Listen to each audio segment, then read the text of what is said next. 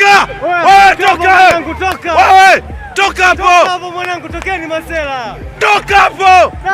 Toka! Ilikuwa Agosti 10 mwaka 2019, majira saa 1 asubuhi. Majonzi yalitanda kwa wakazi wa Morogoro na Tanzania kwa ujumla baada ya kuripotiwa ajali ya lori la mafuta aina petroli, kisha watu kuanza kuchota mafuta.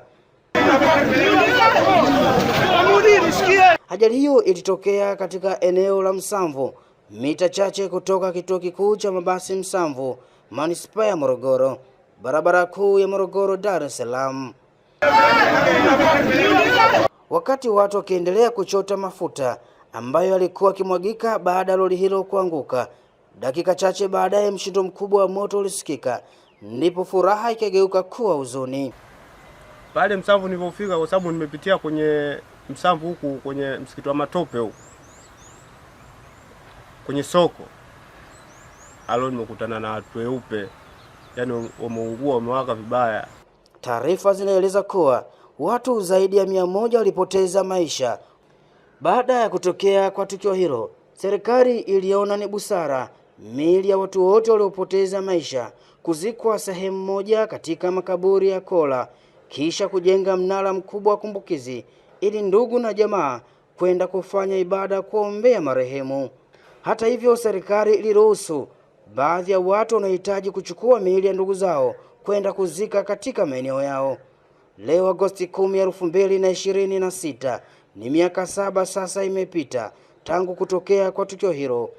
Baadhi ya watu wakidai kuwa chanzo cha tukio hilo ni mmoja kati waliokuwa wakichota mafuta kwenda kuchomoa betri, huku wengine wakidai kuwa ni mmoja kati ya watu waliokuwa wakichota mafuta kuvuta sigara jirani na eneo hilo. Siku hiyo nakumbuka nilikuwa nampeleka mtu mjini kwa mama mmoja, ni muuza uji. Sababu kazi yangu ni bodaboda. Nimempeleka mjini. Sasa kabla hatujafika mjini pale kwa stendi ya IC ya zamani, tukaona watu wanashangaa sana tulipotoka nyuma huko. Sasa sema washangaa nini sana nini, kuangalia nyuma hivi nikaona moshi mkubwa. Sasa nimemshusha yule mama uji yule, katika kurudi naona watu wameweka vikundi barabarani. Sasa nikasema hivi vikundi vya nini?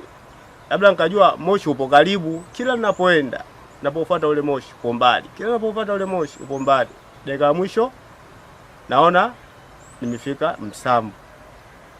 Pale Msamvu nilipofika, kwa sababu nimepitia kwenye Msamvu huku kwenye msikiti wa Matope huku kwenye soko, alo nimekutana na watu weupe, yani wameungua, wamewaka vibaya. Wengine wanaomba msaada, ila nilikuwa nashindwa kuwasaidia. Nasaidiaje? Mwenyewe nina pikipiki, na mimi kumpakia mtu ambaye alikuwa ananili aliongua vibaya, mwenyewe kwanza nilikuwa naogopa. Vile vile kulikuwa na mapolisi ndio walikuwa wanawasaidia.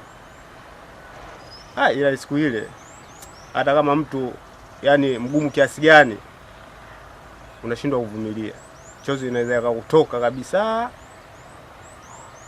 Bana, mimi naasi vijana wenzangu, mnapoona chombo chochote chenye kubeba mafuta kimedondoka, msikisogelee, na mafuta yakimwagika wala msisubutu kwenda kuyachukua yale mafuta, kwa sababu inasababisha vitu kama hivyo.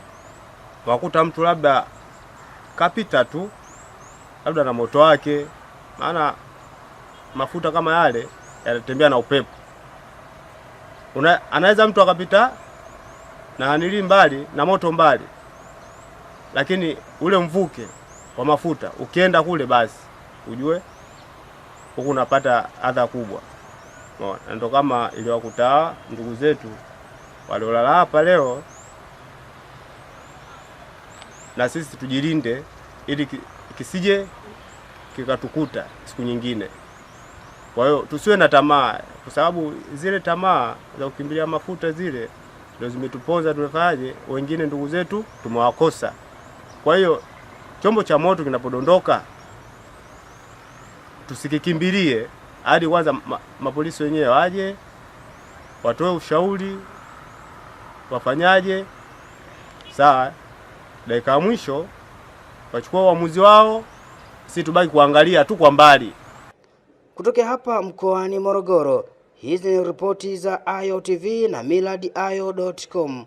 Mimi ni Jacob Osonyo.